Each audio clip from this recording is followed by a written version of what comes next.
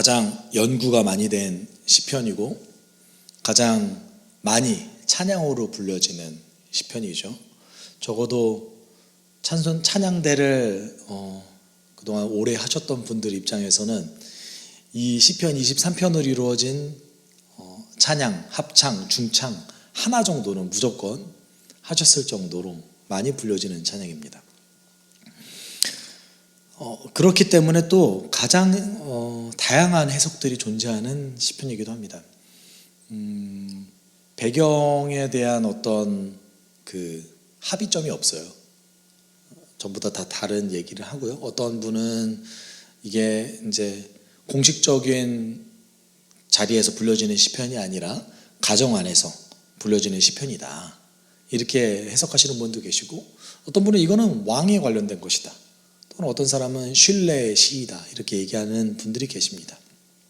다만 중요한 건 이 시편의 그 내용이, 그리고 이 시편의 그 말씀이 굉장히 많은 성도들의 그 가슴에 어떤 감동을 주는 시편이다 라는 것이죠. 아주 심플하면서, 그리고 성도들이 하나님의 그 위로를 받을 수 있게끔 만들어진 시편입니다. 1절에 이렇게 고백하고 있죠. 주님은 나의 목자시니 내게 부족함이 없어라. 1절부터 4절까지의 가장 큰 주제는 주님이 나의 목자시다라는 겁니다. 여러분, 그 목자, 이게 너무 익숙하죠. 주님은 나의 목자시니. 찬양도 너무 많아요. 내 주는 선한 목자 나 두려움 없네. 이 찬양 되게 좋아하거든요. 제가 한번 해보셨죠? 네, 찬양대에서 많이 불려지는 찬양입니다. 그런데 여러분, 이게 매우 익숙한 고백이지만 사실 성경에서 많이 쓰이지 않았어요. 주님이 나의 목자라는 거는 많이 쓰이지 않았어요. 보통 어떻게 쓰이냐면 주님은 이스라엘의 목자입니다, 그리고 우리 공동체를 이끄시는 분이십니다 라는 표현으로 많이 썼어요. 이거를 개인에게 적용해서 주님이 나의 목자입니다 라고 했던 측면이 별로 없습니다. 우리에게 너무나 익숙한 이 구절이 사실 구약에서는 매우 드문 표현이라는 것이죠. 그리고 여러분, 목자, 주님이 나의 목자다 했을 때 그 목자는 또 어떤 의미가 있을까요? 단지 그냥 양치기? 이 정도는 아니겠죠.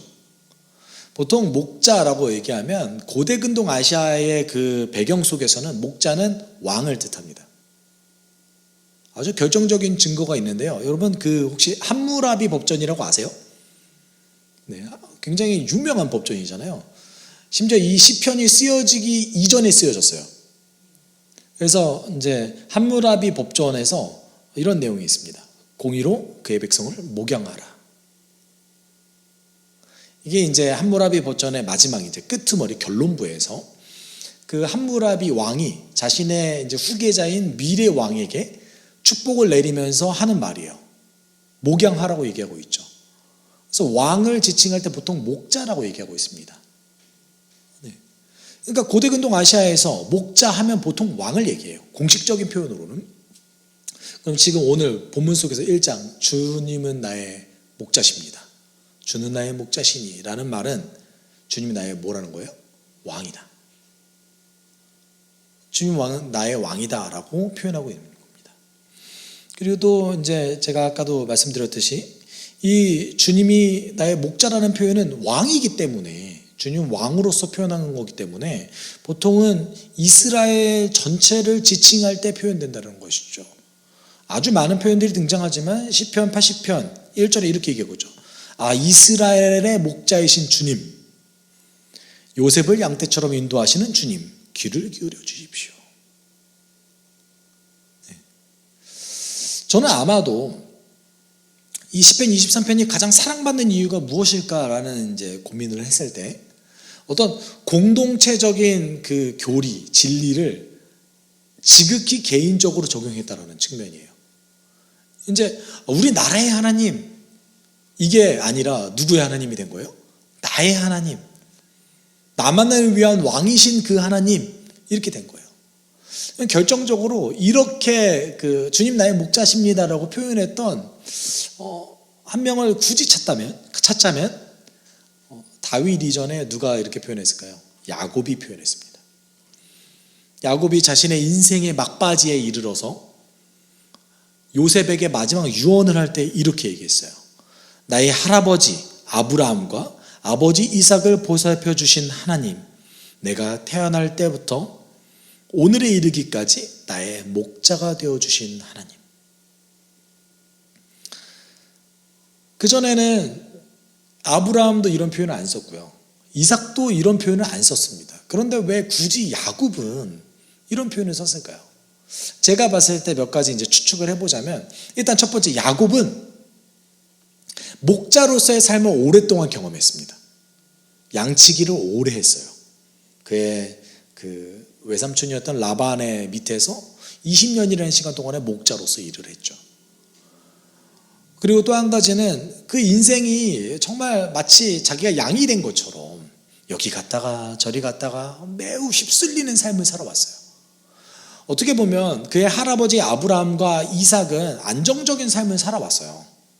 근데 야곱은 그의 배경이 메소포타미아 지역에 갔다가 한 20년, 그리고 가나안에서 정착을 하는가 싶었더니 흉년이 들어서 다시 이집트로 내려오고 다시 가나안으로 못 가서 이제 정처시 떠도는 삶을 살지 않습니까? 그런 야곱에게 하나님은 너무나 목자로서의 하나님의 인식이 된 거예요. 내가 어딜 가든 그래도 인도하시는 그 하나님. 이런 하나님이 오늘 본문 속에서 2절에 목자이신 하나님께서 이렇게 얘기합니다. 나를 푸른 풀밭에 누이시며 쉴만한 물가로 인도하신다라고 표현하고 있습니다. 여러분, 푸른 풀밭이라는 이 표현도요, 역시 고대 근동에서 많이 쓰였던 표현입니다. 이스라엘을 물론 이제 다녀오시지 않으셨겠지만 우리 이집트, 시리아, 이스라엘 이쪽 지역을 생각하면 여러분 어떤 지형이 많이 떠오르세요? 사막이 많이 떠오르시죠? 막 한국처럼 풀밭이 많은 곳이 떠오르진 않으실 거 아니에요. 그렇기 때문에 이 사람들에게 푸른 풀밭, 이거는 이상적인 환경을 뜻해요. 그래서 오늘 푸른 풀밭, 그 다음에 뭘 얘기해요? 쉴만한 물가, 두 가지를 뜻합니다. 안전과 그리고 어떤 번영을 누릴 수 있는 그런 환경, 이게 누가 줘야 되는 거예요? 원래 왕이 해야 되는 거예요. 함무라비 버전도 이렇게 얘기하고 있어요. 왕의 의무에 대해서 나는 그들을 위해 평화로운 장소들을 찾았다. 나는 모든 정착지에 있는 백성들을 안전한 초장에 누워있게 했다. 이런 표현이 아주 종종 등장한다는 겁니다. 그런데 2절에 얘기하고 있는 거기에 정말 우리가 생각해야 될 그 안전 안에 어떤 게 들어가 있겠습니까? 재앙도 없을 것이고, 그리고 이민족의 침입, 이런 것에부터 안전함이 역시 있죠. 그런데 이때 이제 그 고대 이스라엘 사람들에게 또 한 가지의 위험 요소가 하나 더 있는데, 그게 뭐냐면 하나님의 심판도 역시 위험 요소 하나에 들어갑니다. 이들이 두려워했던 하나님의 심판도 들어간다는 거예요. 이 안전함은 하나님의 심판도 없는 그곳에 하나님께서 우리를 목자로 인도하시고 눕게 하신다라는 얘기인 거예요. 그리고 또 뭘 줍니까? 나에게 다시 새 힘을 주시고 당신의 이름을 위하여 바른 길로 나를 인도하신다. 이것을 이제 개인적으로 이제 다시 번역을 한다면 나를 회복시키시고가 정확해요. 나를 회복시키시고 당신의 이름을 위하여 나의 영혼을 바른 길로 인도하신다가 정확합니다. 여기서 그러면 회복시키시고는 원래 슈브라는 단어인데, 이게 어떨 때 많이 쓰이냐면 회개하다예요. 회개하다 할 때 많이 쓰입니다. 근데 하나님께서 나를 회개시키신다는 뜻이 될 거 아니에요. 그러면 조금 의역을 하자면 하나님의 인도함을 받아서 내가 회개함으로 회복하는 그 길로 나아간다는 뜻인 거예요. 그런데 그 위에 뭐라고 얘기합니까? 당신의 이름을 위하여 어디로 인도한대요? 바른 길, 이제 정확하게 번역하면 의의 길이거든요. 의의 길로 나를 인도하신다. 여러분, 의의 길이라는 표현이 여기 한 번 등장해요. 구약 성경에. 굉장히 사실은 23편은 아주 많이 등장하는 표현이 쓰는 게 아니라 아주 생소한 단어들을 많이 쓰였고요. 그리고 또 한 가지는 원래 쓰던 표현을 뒤집어서 많이 썼어요. 그러니까 유대인 입장에서 23편은요, 익숙하지 않은 버전인 거예요. 그런데 그게 왜 사랑받냐면 익숙하지 않기 때문인 것 같아요. 제가 볼 때는. 이 의의 길이 어떤 좀 뉘앙스가 있냐면 안전한 길인 거예요. 안전한 길. 안전한 길. 그 안전한 길로 나를 인도하시는데, 여기서 그 인도한다라는 그 보통 이 동사가 순종과 관련될 때 많이 쓰여졌어요. 제가 아까도 말씀드렸듯이 유대인들이 하나님의 심판을 무서워했잖아요. 그런데 유대인들에게 안전한 길이 어디겠습니까? 하나님께 순종하는 삶인 거죠. 왜냐하면 신명기에 의하면 율법을 지키면 복을 받고 율법을 지키지 않으면 벌을 받았기 때문에 그렇습니다. 이게 신명기적 세계관이라고 그러는데요. 여호수아부터 그 이스라엘이 멸망하는 그 순간까지 이 순서대로 가요. 신명기적 세계관이 전체를 다 다스려요. 이스라엘 모든 역사를. 그렇기 때문에 안전한 길은 어떤 길입니까? 여기서 얘기하는 의의 길, 하나님께 순종해야 되는 하나님의 뜻과 하나님의 명령을 지키는 그 길이 안전한 길인 거예요. 그 길로 누가 인도하신대요? 하나님이 인도하신대요. 왜? 하나님 나의 왕이니까. 여기에 그리고 또 이제 그 조금 또 재미있는 표현이 등장하는데, 원래 이제 조금 더 직역을 한다면 당신의 이름이 가지고 있는 그 목적이 우리 목적을 위해서, 당신의 이름의 목적을 위해서 우리를 인도하신다, 이런 표현이거든요. 그러면 여기 안에는 사실 어떤 게 들어가 있냐면 하나님의 성품이 들어가 있어요. 그러니까 하나님의 성품의 근거에서 우리를 인도하신다는 뜻이에요, 사실은. 그럼 하나님의 성품, 그러면 너무 애매하지 않나요? 하나님 어떠신 분입니까? 라고 했을 때 이스라엘 백성 입장에서는 정확한 하나님이 보여주신 그런 어떤 구절들이 있는데, 우리가 하나님의 성품 그러면 너무 많잖아요. 뭐 사랑이시고 인자하시고 자비하시고 할 수 있는, 뭐 붙일 수 있는 말이 너무 많지 않습니까?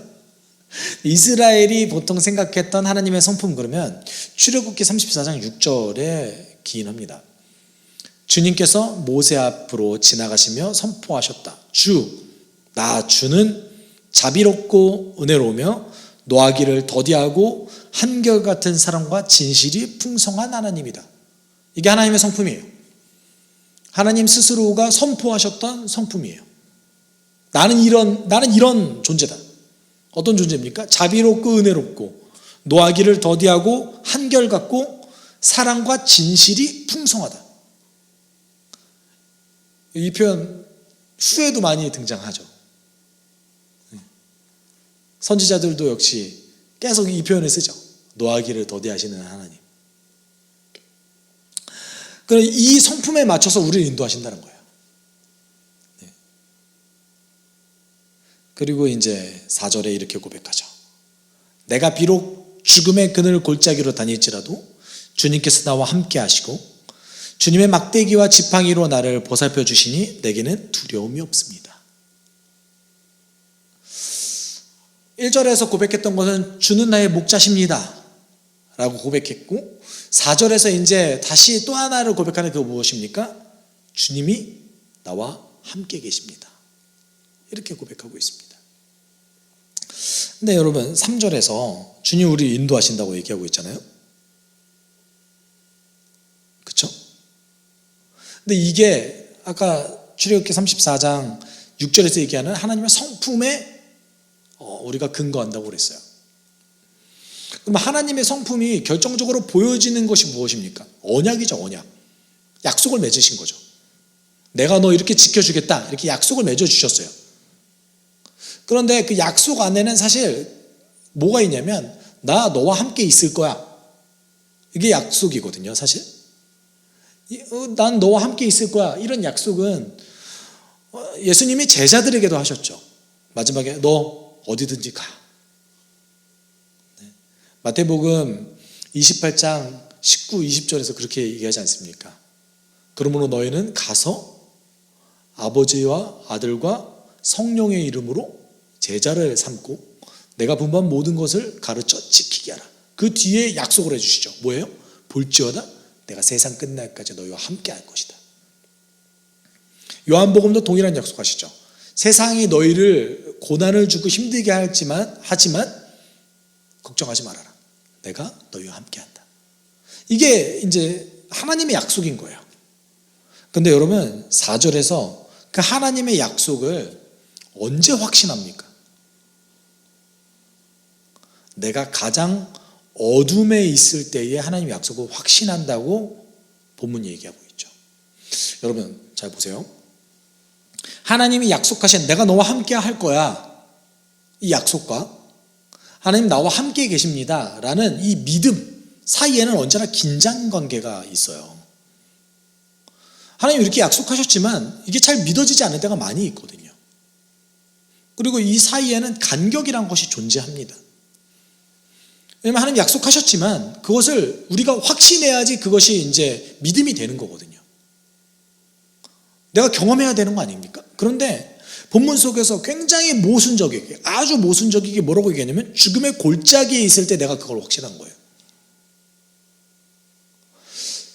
여기에 이제 영어 번역에서는 죽음의 골짜기, 우리 한글 번역에서는 사망의 골짜기 이렇게 얘기하잖아요. 그런데 영어 번역에서는 가장 어두운 그곳이라고 표현하기도 하거든요.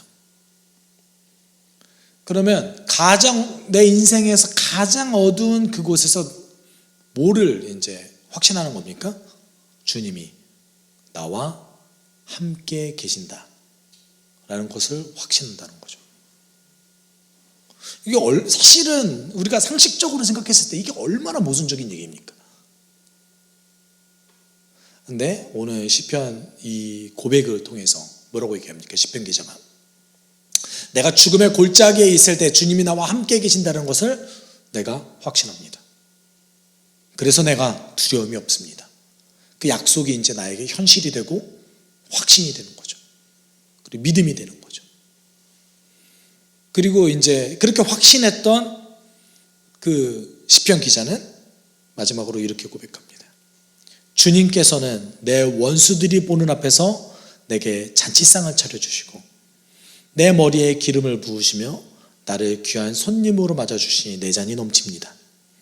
진실로 주님의 선하심과 인자하심이 내가 사는 날 동안에 나를 따르리니 나는 주님의 집으로 돌아가 영원히 그곳에서 살겠습니다.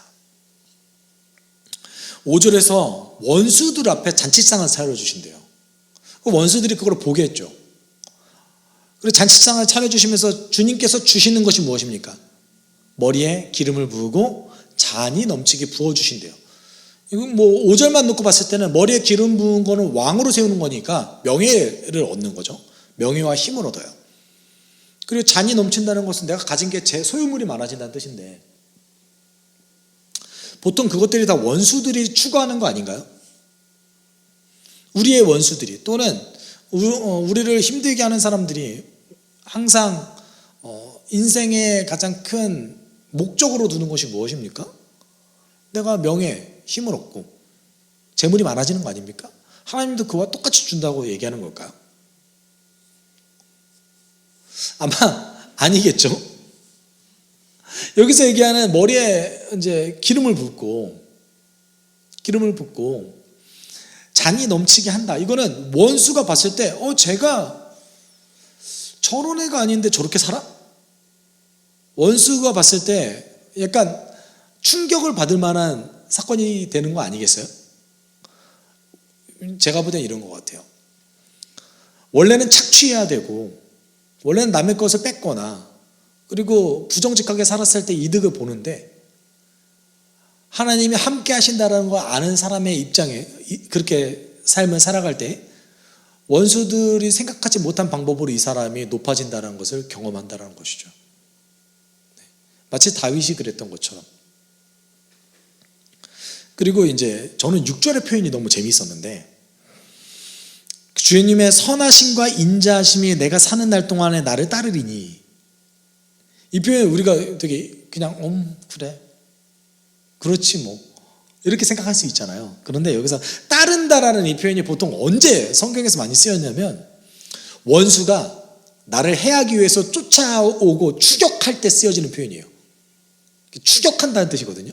근데 그러면 하나님의 선하심과, 여기서 인자하심 헤세드인데, 그 언약적 사랑이 나를 추격한대요. 이건 사실 어떤 측면이냐면, 하나님의 그 사랑과 자비, 하나님의 그 약속에 기인한 그 사랑이 집요하다라는 뜻이에요. 집요하다는 뜻. 어떻게 따른대요?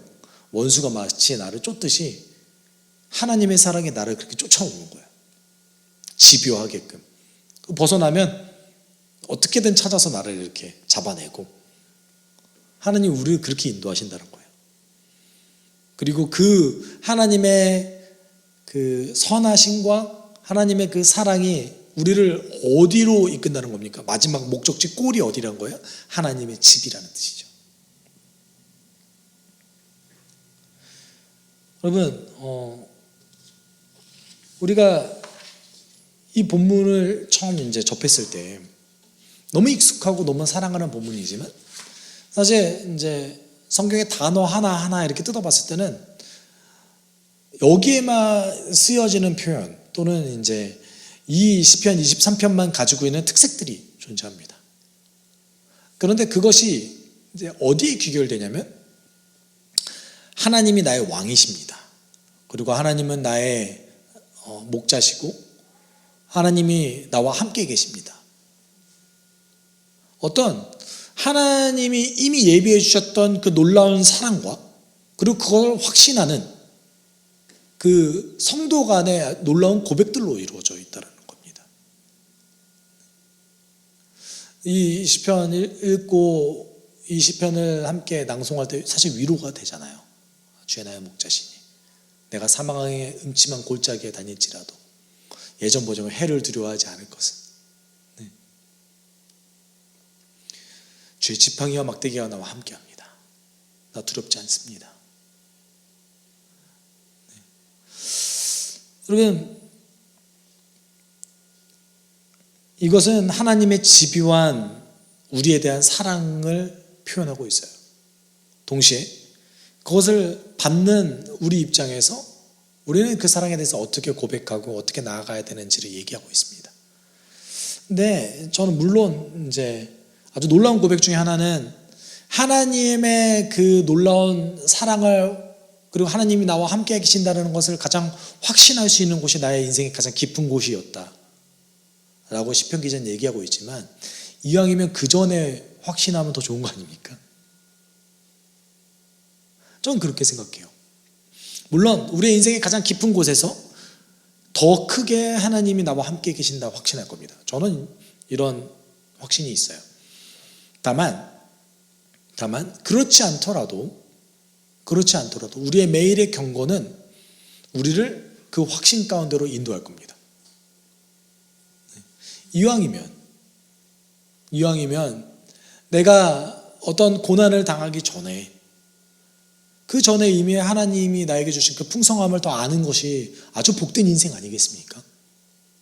그렇게 우리를 인도하고 만들어가는 것은 저는 개인의 경건이라고 생각합니다.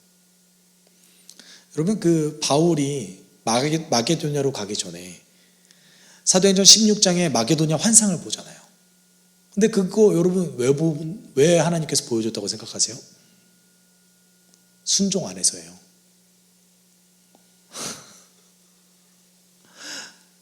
바울이 계속해서 자기가 익숙한 환경에서, 아시아에서 계속해서 사역하기 원했는데 성령이 그걸 계속 막아요. 막다 안 되니까 성령께서 마게도냐 환상을 보여주셨어요.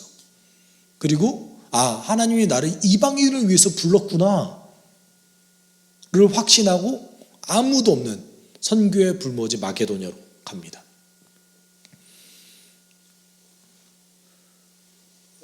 바울이 만약에 그 앞서 물론 성령의 그 인도하시지만 그 앞서 깨달을 수도 있는 거 아닙니까? 여러분, 우리가 추구해야 될 방향성은 하나님 뭐 인생이 이렇게 가다가 힘든 일이 있으면 은혜 주시겠죠, 이게 아니라 저는 조금 더 적극적인 신앙의 자세가 더 필요하다고 생각해요. 어떤 거냐면, 하나님, 내가 가장 내 인생에 행복할 때, 가장 내가 지금 평안할 때 하나님 나와 함께 계신다는 것을 깨닫게 주님 도와주십시오. 이게 중요하다고 생각합니다. 그리고 21세기를 살아가는 이 순간 우리가 그 신앙이 더욱더 필요한 시대라고 생각됩니다. 우리가 함께 기도할 때, 하나님, 지금이 하나님이 살아계심을 알아야 될 때입니다. 물론 우리가 사망의 음침한 골짜기를 갔을 때에 하나님 우리를 살려주시겠지만, 지금 더욱더 하나님이 살아계심을, 하나님 나와 함께 계심을 알 수 있게 나를 도와주십시오. 나의 기도와 나의 경건 통해서 더욱더 나의 믿음이 성장하고 확신할 수 있게 좀 도와주십시오. 우리 함께 기도하도록 하겠습니다. 사랑이 많으신 하나님 아버지,